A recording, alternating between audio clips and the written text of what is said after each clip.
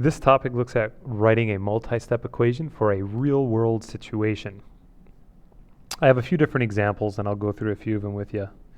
In this first example, it says that the sum of the angle measures of any triangle is 180 degrees.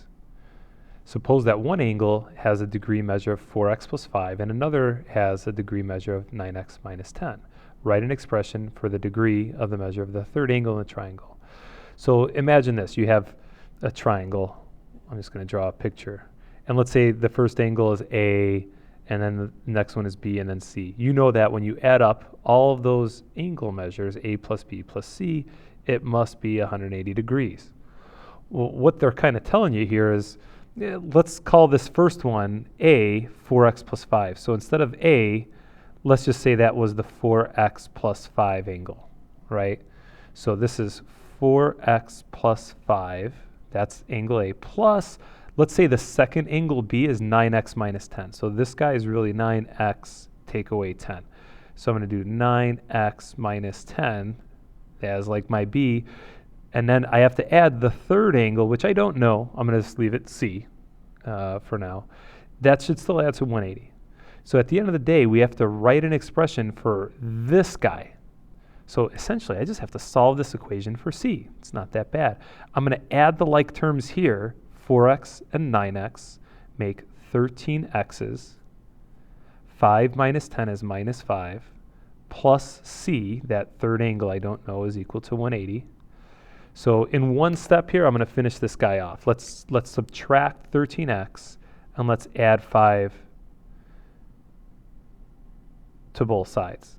So if I do that, 13 minus 13x cancel, negative 5 plus 5 cancel. I end up with that third angle C equals, now 180 plus 5 I can add because they're just numbers. 180 plus 5 is 185, then minus 13x. That's my answer. So the expression for the degree measure of the third angle is 185 minus 13x. Now, not all examples are like this triangle one. Let's take a look at this guy. It says a family trip to grandma's consisted of both a train ride and a car ride. The average speed of the train ride is 72 miles an hour, while the average speed of the car ride is 62. The entire trip is 9 hours. Let x be the number of hours that the train ride lasted. Write an expression for the total distance of the trip in miles. Well, I'm going to start with the end in mind. The total distance of the trip. Whoa, so let's call that T for total, okay? I know that the total distance of the trip is equal to the distance that we did on the train. So let's say the miles on the train plus the mileage that we did in the car, right? That's going to be our total. Well, a couple things. First, to get the how far you've driven on the train, you have to remember a very key fact that the distance one travels is equal to the rate times the time that you travel. So I'm bringing that up because the distance, or how many miles we've gone on the train, is going to be the rate of the train times the time on the train. And now the way I just kind of wrote that, instead of writing rate of train and time of train, I'm using subscripts. R sub T stands for the rate of the train, the speed of the train. T sub T stands for the time on the train. So if I multiply the rate of the train and the time of the train, that gives me the distance, or the miles on the train. Plus, I got to do the miles of the car. Well, the miles I drive on the car is going to be the rate of the car, so R sub C for rate of the car, times the time that I spent in the car. Now, good news, I do know the rate of the train. It says the average speed of the train ride is 72 miles per hour. So I know my rate of train is 72. And I also know the rate of the car is 62.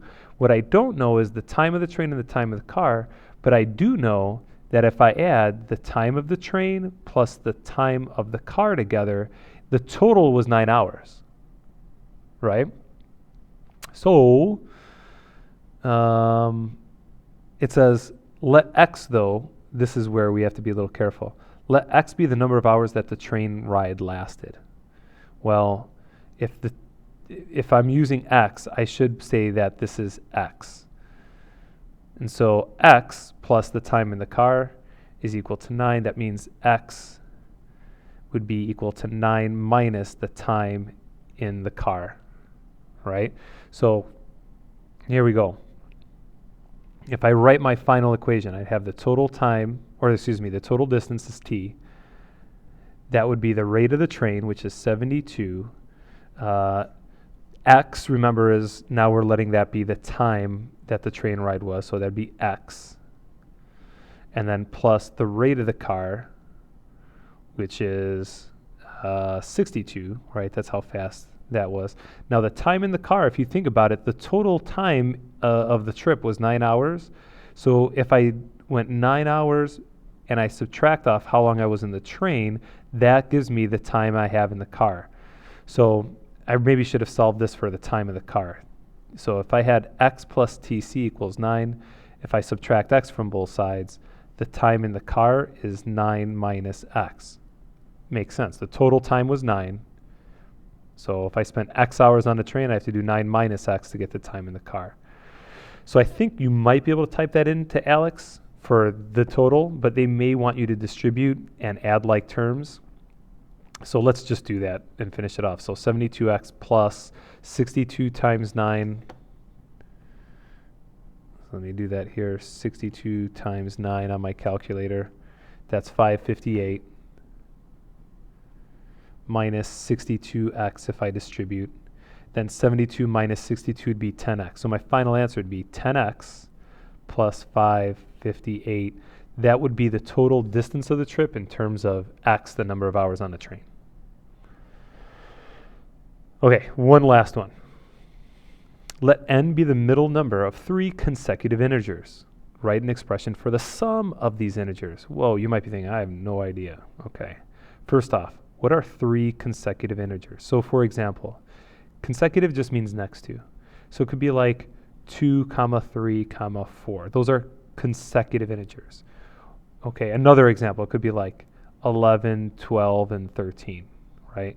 Could be negative. It could be like -2, -1, and 0. Those are also 3 consecutive integers.